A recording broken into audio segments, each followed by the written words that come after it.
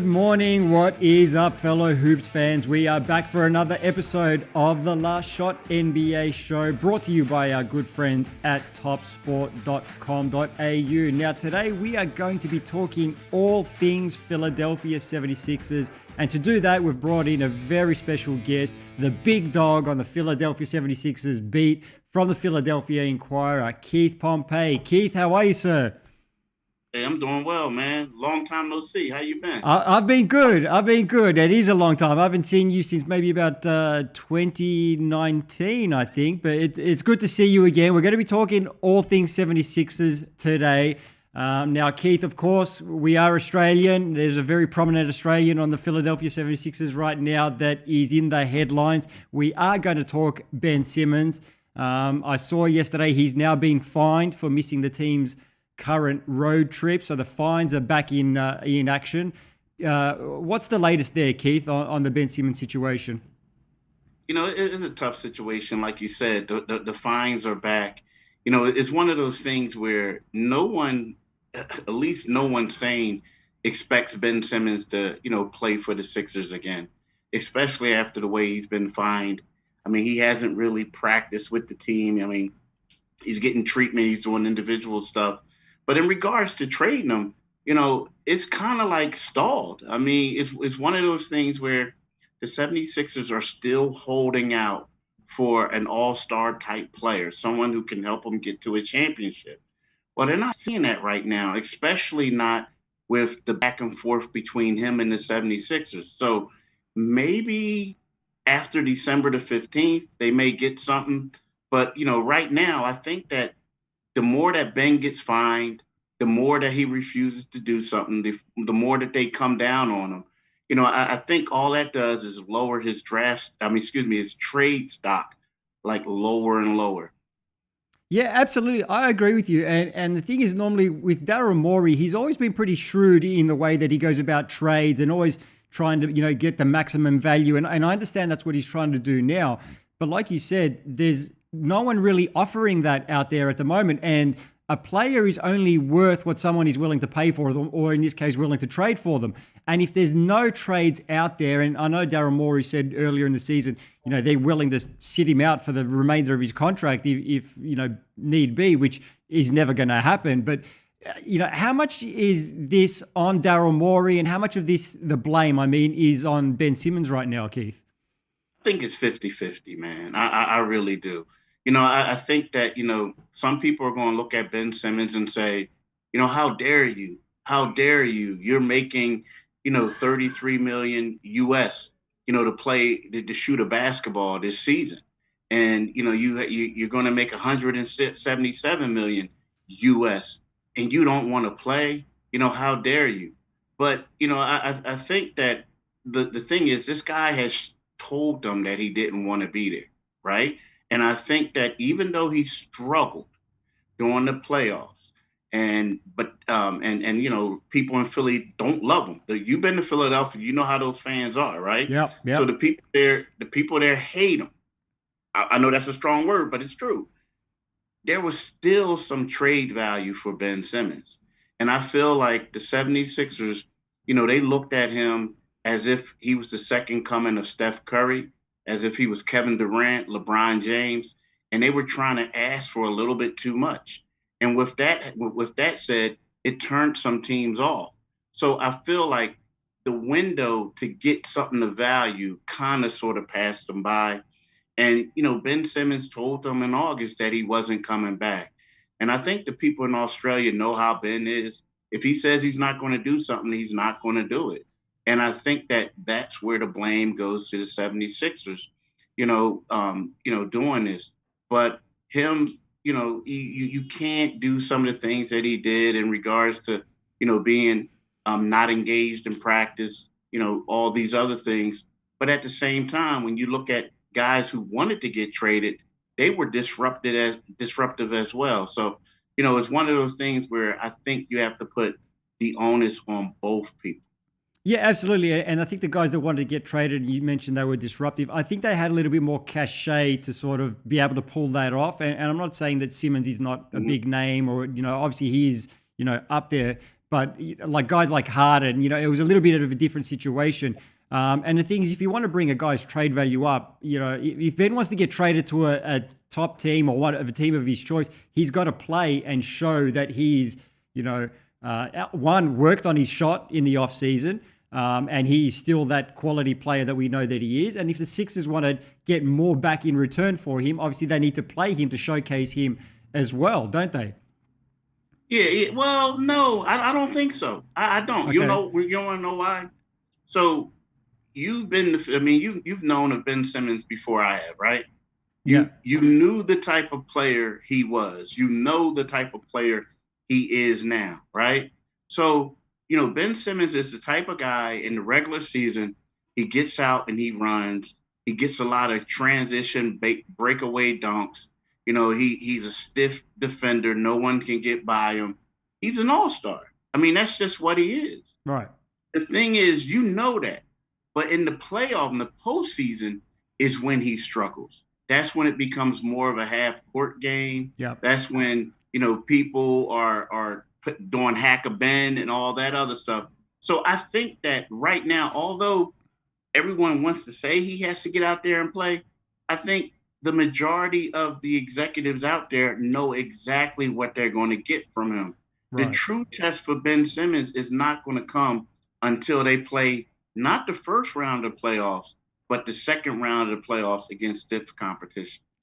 Yeah, look, and to be honest, I've been saying this for a couple of seasons now. I just didn't see that Embiid and Simmons, pairing work. Like I thought last year, the Sixers did a good job of adding some more shooters, around these guys, but I just never thought that pairing would gel. And even here in Australia now, you touched on it a little bit that we know who Simmons is and, what kind of player he is. I've even noticed like a little bit of more backlash towards him now. Like if you speak to people, it's sort of like 50-50 in terms of people that still support him and people that thinking he's acting like a petulant child at the moment. He had a well-known NBA fan, a celebrity, come to his defense. Nick Kyrgios had a nice little quote the other day. He said, "You want the fans to enjoy what you give to the game, and I just don't think the city of Philly are enjoying that. He wants to go somewhere where he's going to play hard every night." That's what Nick Kyrgios said.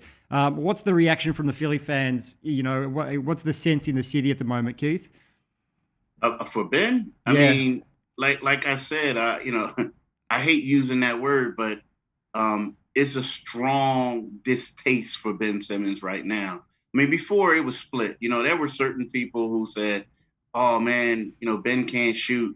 Oh, Ben doesn't do this," and there were other people who they called him Ben apologists. Like they give him time. Look at what he does. Look at his athleticism, 6'10", able to play all these positions, guard all these positions. He's going to be great. Well, those people have turned to the other side. I mean, it's to a point where, I know, you're back home, but it's to a point where, outside of the games, they have people selling T-shirts, of Ben. And they're buying them up left and right and taking them in the game and wearing them. And some of them are distasteful. So, it's one of those things where, the fan base, Philly fans are tough. They like blue collar type of players, guys who are going to, dive on the floor, do whatever they can. And right about now, they're looking at Ben Simmons as like public enemy number one. They just don't want him in a Sixers uniform and they don't want him to come back. Well, it's tough to hear, as a guy that's sort of, seen Ben Simmons come up, from a junior to now. It's tough to hear those sorts of things. You mentioned December 15th. So do you think we'll see a resolution to this before December 15, or is this going to drag out a little bit longer? I'd be shocked if we saw one before December 15th. The only how I can see one before then is as the Sixers can, they lost 4 straight games right now. They'll probably lose 6 the next 2 games, so they'll have a 6-game losing streak. I think if the bottom falls out, then all of a sudden the Sixers may think like, hey, we just may need to get some people in here that's going to help us.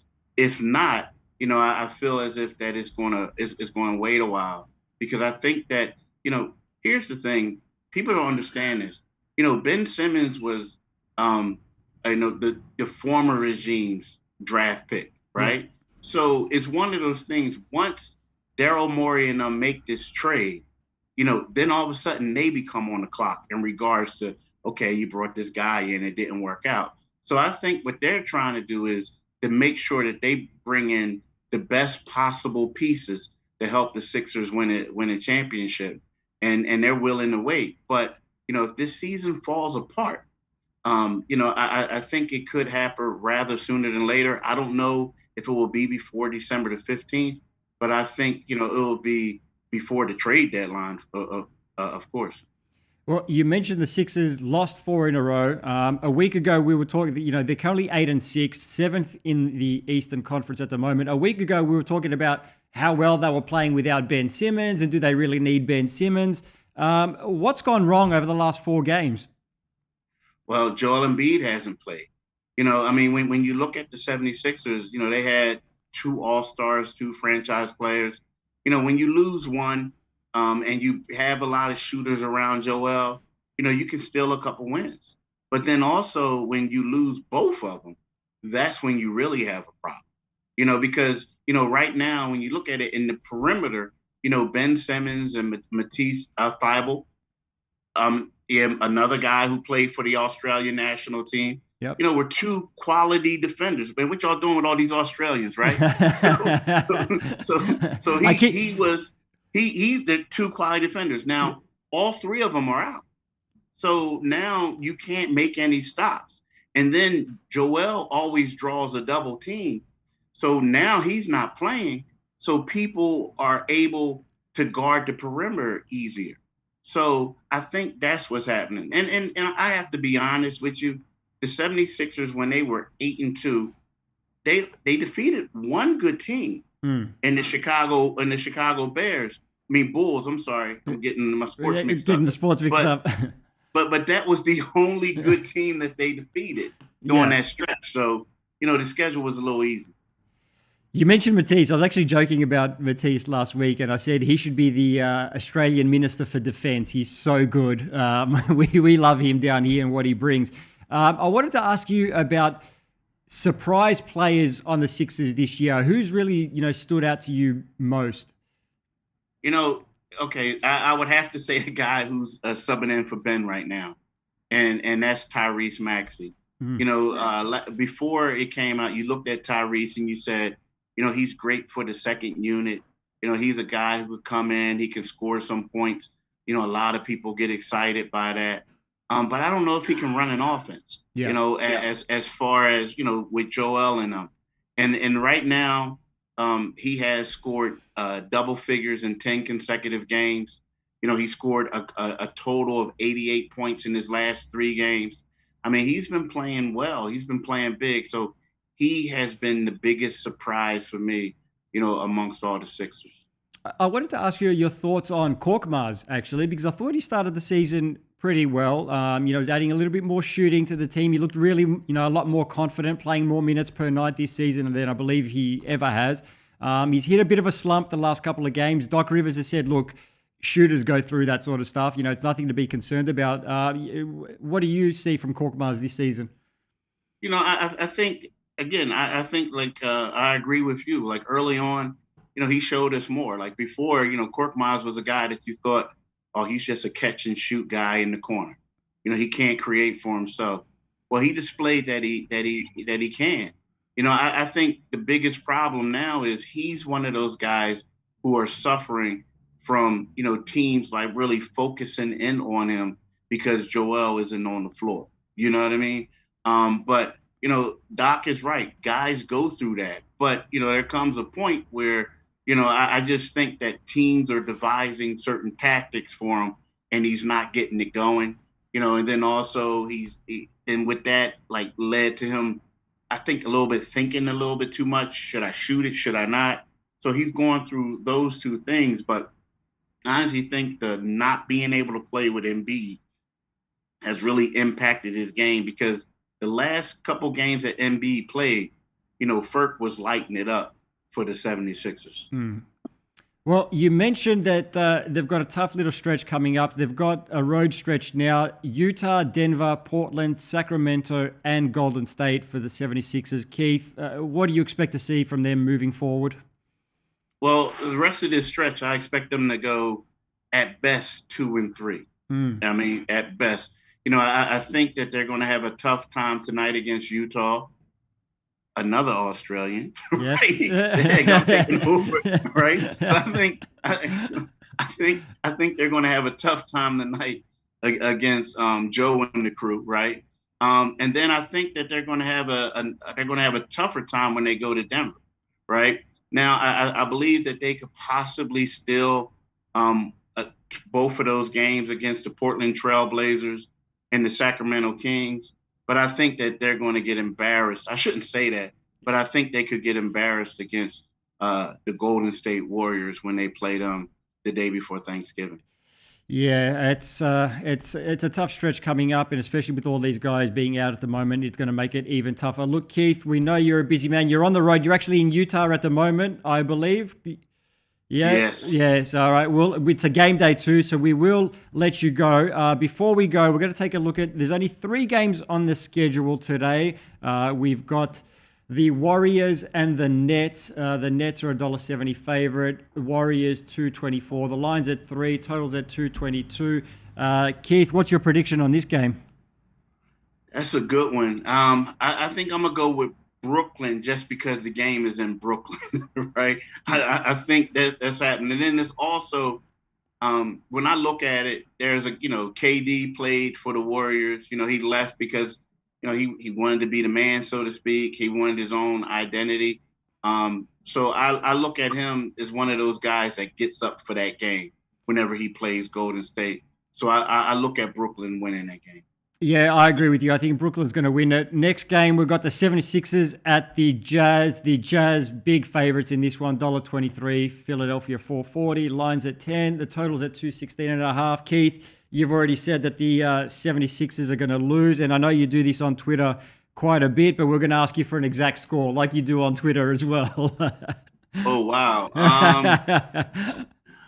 I think it's going to be a high-scoring game. Yep. I think that Utah will probably win 123 to like 113. 123 to 113. Okay, I'm not as good with the exact scores, so I'm just going to go Jazz in an easy win on this one here. And the final game for today, we've got the Spurs at the Clippers. Clippers favorites $1.34, Spurs $3.45. The line is at 8, total is at 220. Keith, I'm going with the Clippers at home on this one. Yeah, me too. I wanted to, switch it up and say, okay, I want to see one upset, right? But I don't know about that one. I don't know about that one. Yeah, I think the favorites are going to win today. Keith, thank you so much for your time. Always a pleasure to chat hoops with you. Hopefully next time we get to do it in person, but if not, I would love to have you on the show again this season. And, good luck for the rest of the season because it could be a tough one for the Sixers. Yeah, it's going to be a tough one for the Sixers.